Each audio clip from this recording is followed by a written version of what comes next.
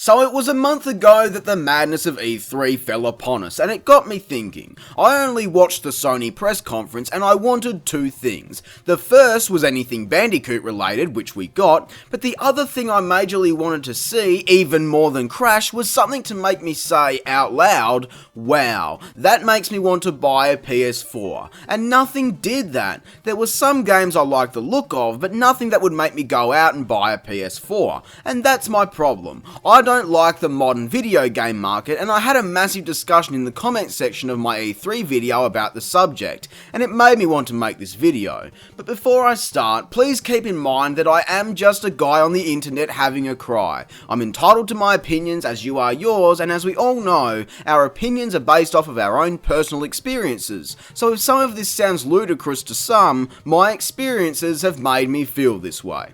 Let's start off with the games. They all look the same to me. Every first-person shooter looks the same, every third-person cover-based shooter looks the same, every interactive movie looks the same, you get my point. One of my biggest issues with modern gaming is that nothing sets these games apart from one another, and it's fucking boring. I know I'm being an arse and generalising all games here, and that's true for all of my points. There is going to be a massive list of games that do set themselves apart, and that's good for them, but as a general consumer, it blows my mind just how identical all of these games are. It seems we've reached the point where the gameplay mechanics are at such a polished stage that all of these games are being released year after year with nothing more than a reskin, which is absolutely fine for the first few sequels, but there comes a point in time when the games need to become innovative and new again, and that's not happening. Super Mario 3 was really quite a different game to the first two in the series, so now when we look at the franchise as a whole, we can see the games evolve. Continuing on from that is my other big issue.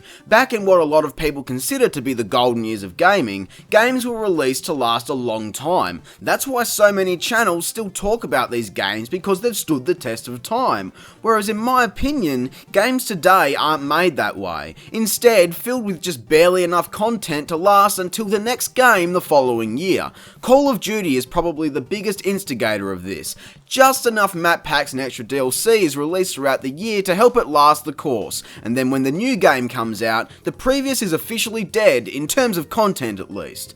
Unlike Super Mario Bros., The Legend of Zelda, or even something a bit more recent like Crash Bandicoot and Spyro, while the latter did have yearly releases, they were all made to stand the test of time, and they all do. The games that are made solely to last a year will not be talked about 20 or 30 years from now, aside from how they destroyed the gaming market. And speaking of evolve, who remembers that?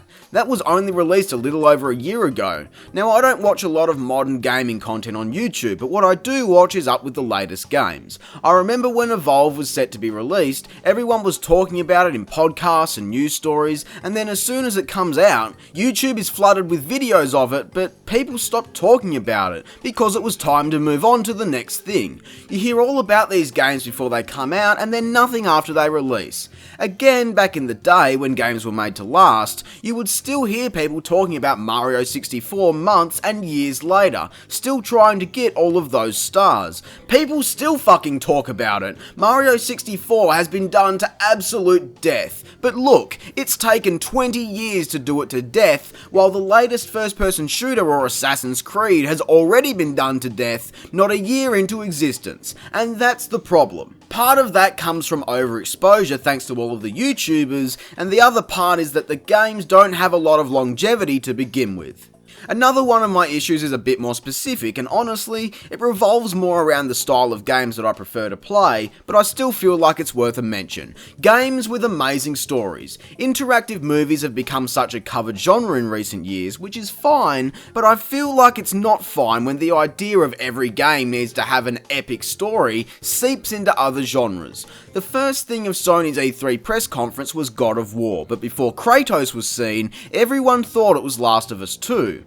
That's your first problem. Having not played Last of Us or any God of Wars after the first game, I still think it's bad. God of War is all about fast-paced action, blood and guts, and crazy death combos, not heartwarming father-son bonding experiences that result in slow gameplay. Story is important, and the first God of War had a simple and quite deep story, but it didn't let that stop the game from being a game, and a fucking badass one at that. One of my most favourite games ever, Red Dead Redemption, has a fucking phenomenal story. It's fucking amazing, and I don't think that can be argued, but it doesn't get in the way of fun gameplay. Another argument I heard was that the style of games from the golden era, the platformer, collectathons, etc., can't have amazing, gripping, real stories. But why? What's stopping them? Like I said, God of War had a pretty deep story that didn't hold back the platforming beat-em-up gameplay. Why can't these classic genres be gritty and real? Is there some unspoken rule that a game in this genre has to be happy and cartoony? No, there isn't. The only thing preventing that from happening is that the major developers that have the ability to pull off these games aren't willing to take the risk on such a new idea. And that's the final problem. The amount of money in the industry these days is what's killing it from the inside out. It's about getting those yearly releases as easily and cheaply as possible, which results in releasing unfinished or broken games, blended in with ridiculous DLC add-ons that give maximum profit. So that's what these developers will do, and that's just that. Now, I know people will look at this video and say that I'm living in the past, and that not every game is like this, and that I'm having a cry because I want this and not this. And they're all fucking right, because be fucked if I want to live in a period of time where any fucker and his pet goldfish Rupert can release a piece of shit as a game for a quick buck.